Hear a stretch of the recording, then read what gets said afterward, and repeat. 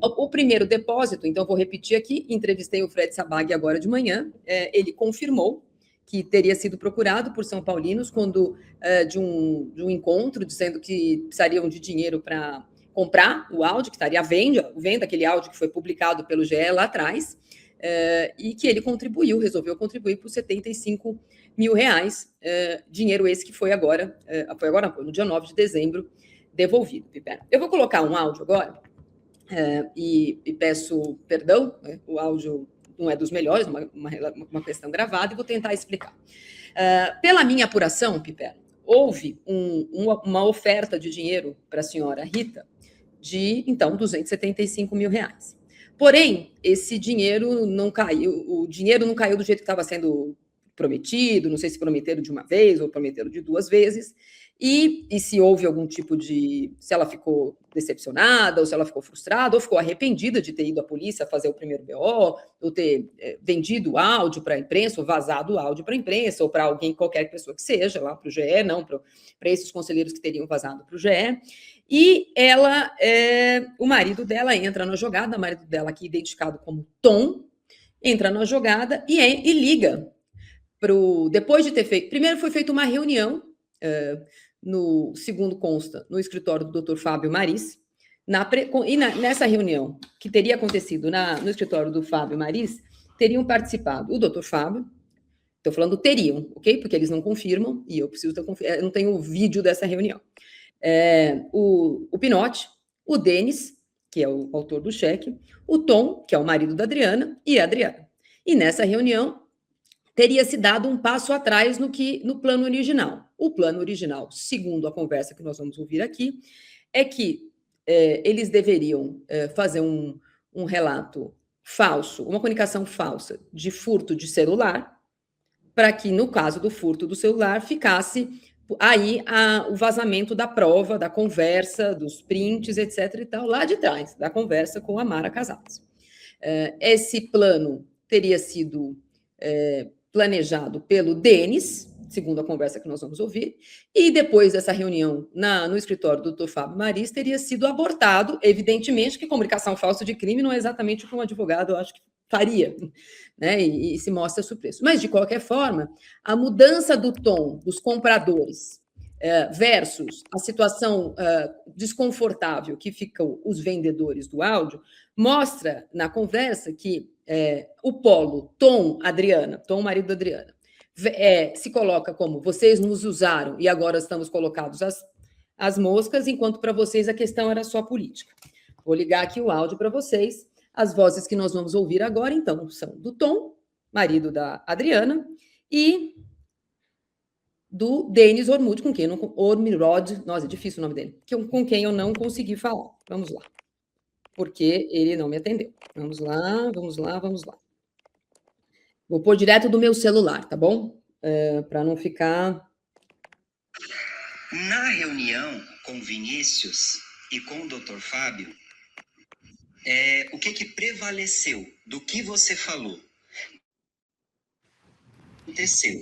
Mas o que aconteceu foi a estratégia, a segurança total, a Carolina como pivô. Queríamos tirar todas as dúvidas com toda a calma, porque é uma operação delicada. Não foi isso que aconteceu? Foi. Ok. Agora vamos lá. A primeira voz é a do Tom, a segunda voz é a do Denis. Então, o Tom está falando. Não era isso que ia acontecer? A gente foi na reunião no escritório do Dr. Fábio, ficou explicado que ia ficar de um jeito que parecia que a Carolina ia ser a pivô do escândalo, e com toda a calma ele teria nos explicado. Aí o Denis confirma. Sim, foi isso. Falando agora da reunião.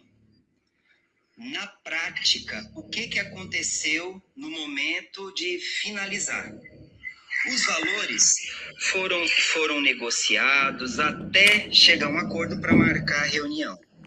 Eu analisei o contrato e o contrato estava longe do que você prometeu. Só que para isso, como eu estou querendo oferecer solução para terminar logo isso, o que eu fiz? Eu ajustei o contrato para que seja nada mais e nada menos do que você Prometeu. Você leu o novo contrato? Li. E está de acordo com o que você prometeu?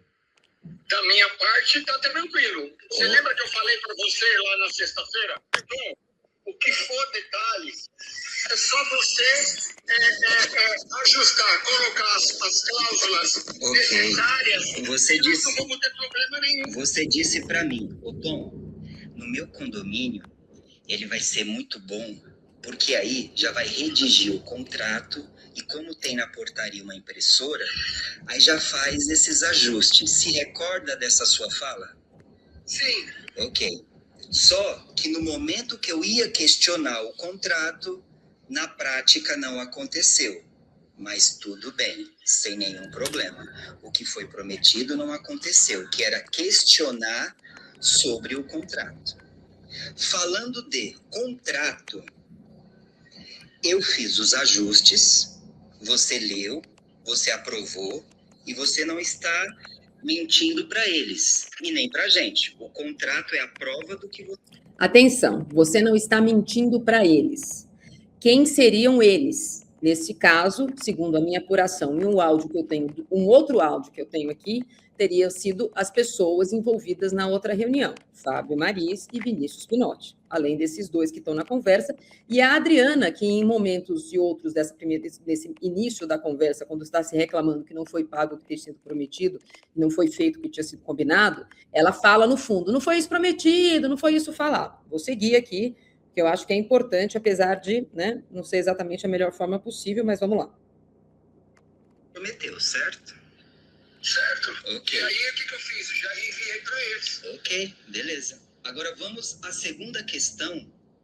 Vamos à segunda questão que aconteceu diferente, que foi sobre o caso Carolina. O Fábio deu uma sugestão de um furto, correto? Certo. Então ele falou assim, ó, a estratégia será um furto. Vocês iriam dar um iPhone e uma ideia em cima de um furto. Ou seja, para que caso acontecesse alguma consequência, teria um boletim de ocorrência e que supostamente alguém pegou essas provas. Não foi essa a ideia do Dr. Fábio? Sim. Ok. Só que você percebeu na hora que eu olhei para você e falei assim, ô Denis, mas e a sua ideia? Porque a gente estava esperando a estratégia da sua ideia, que é o Carolina. Por um advogado, como qualquer outro advogado criminalista, opa, vai ser muito bom, porque aí eu pego a questão da Carolina e as pessoas que estão envolvidas vão acabar ficar sendo comprometidas. Então, a gente não foi diretamente para querer penalizar o São Paulo por alguém que está dentro de corrupção. O nosso caso é Carolina, mas tem um advogado que é... Ouviu? Essa parte é importante para quem conhece a história toda. Começa tentando fazer que o pivô da questão e da política do problema tenha sido a Carolina, a pessoa que lá no começo a Mara Casares, a Rita acusa de ter roubado ou ficado com ingressos do camarote que ela tinha, que ela administrava. E a coisa saiu do controle a ponto de ficar o nome dela, a família dela, e aí está aqui o marido reclamando que não era isso o combinado, que o combinado era um celular, fazer a comunicação de um celular roubado, a Carolina seria a pivô, etc. e tal. Vamos seguir. A favor do Denis, a favor do Vinícius, a favor do Fábio. Escutaram? A favor do Denis, a favor do Vinícius, a favor do Fábio.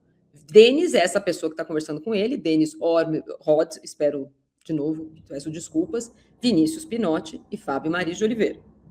Tá esse momento e pegar essas provas e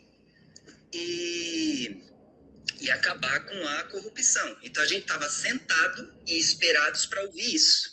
Aí eu falei, Denis, você pode explicar para o Dr. Fábio que parece que o Dr. Fábio nem estava nem sabendo disso, pela reação dele. Mas você se recorda dessa ideia? Inclusive, você explicou para o Dr. Fábio a estratégia? Aí você lembra que o que foi conversado? Olha, é melhor a gente deixar o negócio embaixo da almofada, porque aí nós não vamos mexer na delegacia. Tá certo? Aí foi falado isso. Por quê? Porque não é bom negócio mexer lá. Por enquanto. Tá certo? E aí houve a concordância de todos. Tudo bem. Porque não é a hora de mexer ali. Na hora H vai ser mexido, cara. Foi isso que foi conversado. Então, E foi assim. E aí todos concordaram. Ali no calor da emoção, diante de uma situação que a gente olhou e falei, calma aí. A gente se envolver com furto, ficar planejando um roubo, porque até então, assim, sugeriu uma proposta muito diferente do caso que você prometeu pra gente. Tom, desde o começo, o que eu conversei foi de fazer desse jeito. Mas você lembra que eu cheguei, eu falei, ó, temos os advogados vão ter a melhor estratégia do mundo. E a estratégia é um furto. Não, Tom, olha só. Na verdade... Tá? A estratégia é um furto? Ó, você concordou, Tom. Não, eu estou te perguntando. A estratégia é um furto. Não é boa? A estratégia foi o que foi conversado. E a sua opinião? Assim, Eu quero saber a sua. Bom, claramente que os acordos feitos aí nessa reunião, nesse conluio, nessa confraria, nessa reunião aí de pessoas para expor o que foi exposto no final do ano passado, degringolou, Pipo. Tem gente que falou que ia ser uma coisa, depois foi outra, o pagamento era um, depois virou outro. A questão é que agora a gente, às vésperas de achar como era, vou repetir o que a gente falou no passado sobre o Corinthians, não é sobre uma pessoa, sobre duas pessoas, sobre três pessoas, é sobre os intestinos da coisa. Mas é claro, quer dizer, a gente está ouvindo conversas e diálogos absolutamente surreais e confessa de forma confessa ilícitos, né, de atos ilícitos em que a divergência ocorre por conta de uma possível promessa quebrada, um acordo desfeito, um acordo, sabe, aquela coisa do fio de barba. E no caso dessa turma de São Paulo, parece que não dá para confiar no fio de barba, né? São pessoas que não só praticam ilícitos, mas entre elas mesmo há descumprimento de acordos. Então, veja, o que chama atenção, Marília, é que a coisa chegou ao quinto escalão. A gente está falando de algo importante, né, dos ingressos lá para os camarotes e tal, um espaço supostamente nobre, mas que acaba caindo e dando e empoderando até mesmo o baixo clero. Então, o que seria digamos, algo mais ou menos restrito aos tubarões do clube, de repente está lá embaixo. E tem até os bagrinhos negociando. Por quê? Porque a gente está falando de esquema que começa lá em cima e termina com os bagrinhos, começa com o baixo clero. Então, eu insisto nisso, não é coisa de um cidadão só, não é um esquema de uma cabeça única. É, sim, algo sistêmico no São Paulo, como foi no Corinthians, e é algo que tem que derrubar muita gente. Não adianta cortar uma cabeça e o esquema continuar operando. Pipo, eu vou pedir para você comentar, eu tô achando um pedaço no áudio aqui, são mais de meia hora de conversa, o momento em que é falado, ou que foi gravado, o pedido de como seria feito o depósito. E é citado, então, o Frederico Sabaglia, com quem eu conversei, e já dei a versão dele aqui, só para mostrar como é que eu mapeei aí a movimentação do que foi essa negociação. Peço só para você falar mais um pouquinho, para eu localizar exatamente esse ponto, até porque é um ponto em que a ligação não é boa, mas está claro ali, então, o depósito vai ser feito pelo Frederico Sabaglia. Por favor, Pipo. Então, o que a gente está conhecendo também é uma espécie de tutorial do modus operandi de um esquema corrupto. Ou seja, como é que funciona, como é que nós vamos colocar, dar desculpas, justificar a história do furto lá do celular, né? Uma história absolutamente fictícia. Então, veja, os advogados instruíram, quer dizer, então, veja, até mesmo a estratégia de defesa dessa gente, ela é costurada por pessoas, né, por advogados, por pessoas de fora do clube, mas contratadas para fazer parte dessa engrenagem toda, e que dão essa espécie de consultoria para práticas ilícitas. Ó, esse pedaço aqui é como foi a última reunião. Ó, fiquem tranquilos, eu vou levar vocês vão tirar as dúvidas, tudo bonitinho, e vocês vão pensar, ou seja, dando toda calma. Aí só para você ter uma ideia, ontem tinha 10 perguntas, na sexta-feira tinha 10 perguntas, mas a reunião falou assim, ó, isso aqui, ó, é 0 formalidades, toma o dinheiro e me dá as provas, eu só quero meia dúzia de áudio que para mim já tá bom. Então, assim, as coisas vão mudando e vocês querem que a gente mantenha uma opinião, é isso? Você acha justo isso? Não, eu acho que a reunião era para isso, para ter uma definição. E essas mudanças todas, do lado de vocês... Mas as mudanças? Mas você deveria ter falado na hora, Tom. Me explica, por que não está acontecendo conforme o que você fala? Deixa eu só entender isso. Peraí, eu não sou o dono da situação. Primeiro, aí o que acontece? Não vamos mexer, aonde está quieto. Vamos fazer dessa maneira, porque dessa maneira vai ser mais simples. O furto é simples? Mais seguro. O furto é simples? Então, olha... Me responde. Na hora. Me responde. Na hora. O furto é simples? Não. O furto é simples? Me responde. Eu sou o dono do negócio. Você concordou? Então tá bom. Assim, eu Não acha, você devia ter falado. o furto é simples? Responde pra mim e dá uma estratégia de um furto. Pra você é simples? Não, eu não sei. Não sabe? Você não sabe dar opinião? Então eu vou dar. Por que você não falou na hora? Foi um assunto muito novo pra mim. Pegou a gente de surpresa. Pegou a gente de surpresa. Se você quer falar dentro da lei, vamos falar dentro da lei. Se eu compro um produto, eu tenho o direito de 7 dias de me arrepender, que não é o caso daqui. Eu só estou tentando buscar explicações e você quer forçadamente, ó, eu não quero saber. Eu não quero saber. Atenção. Ó, então nesse finalzinho tem a reclamação de que o que foi prometido não foi o acertado, que tem uma reunião, que não foi o que não era desse jeito. O Denis, que é toda hora citado, a foto do Tom, marido da Adriana, eu não tenho, mas o Denis, que é o conselheiro do São Paulo que eu estou citando, que é quem está nessa negociação com o marido dela, é essa figura, peguei essa foto das redes sociais dele, e é dele esses 2 cheques de R$100 mil cada um, que deveriam ser depositados, então foram entregues a ela para serem depositados em 5 de janeiro e 5 de fevereiro. Se ele diz ali, não é problema meu, não é coisa minha, tem que falar com os donos, se ele seria reembolsado por isso, eu não sei. Mas a questão é que os 2 cheques, apesar dele falar no áudio, eu não sou o dono, não é comigo, você ouviu lá na reunião, que você não reclamou, etc e tal, os cheques estão assinados por ele. Pipo, ainda tem um pedacinho que eu acho importante, mas é importante dizer que, como você falou ontem, Pipo, é um processo político, muito mais do que um processo penal, a questão do Júlio Casares.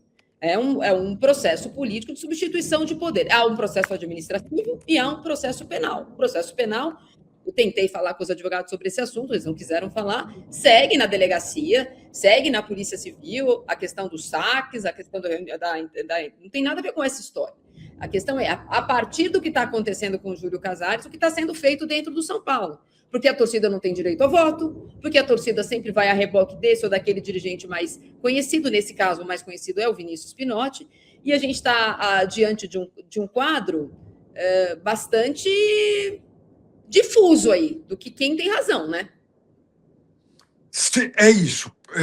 Acho que você usou a palavra certa. É um quadro muito, muito, muito difuso. Porque vamos imaginar o seguinte, Marília. Até agora, a gente não ouviu o nome do presidente Casares sendo citado nessa engrenagem corrupta. Isso acho que está muito claro. Então, vamos imaginar que o presidente não tenha nenhuma relação, não tenha nenhuma culpa, não tenha nenhuma responsabilidade, não tenha as digitais dele nessa história toda. Isso é possível, pelo menos por tudo que a gente ouviu até agora. Eu não estou dizendo aqui que eu ache que seja isso, eu estou dizendo que, do ponto de vista da responsabilização, não há nenhuma digital do presidente por enquanto. Então, veja, agora, em não havendo nenhuma participação direta dele, isso tudo acontece dentro da administração dele. Então, ele teria, pelo menos, uma responsabilidade indireta nisso, porque, afinal de contas, há muitos cargos no São Paulo. Os cargos de chefia do São Paulo são ocupados por pessoas que ou foram indicadas por ele, ou pelo grupo dele, ou todo mundo, pelo menos, ratificado por ele, e é sob esse guarda-chuva que está acontecendo esse tipo de coisa. Então, nesse sentido, na melhor das hipóteses para o presidente Júlio Casares, o que passa para o torcedor e também para o conselheiro é que a gestão dele é, no mínimo, mas no mínimo, muito negligente e ineficaz, por abrigar pessoas que permitem que ocorra isso no São Paulo.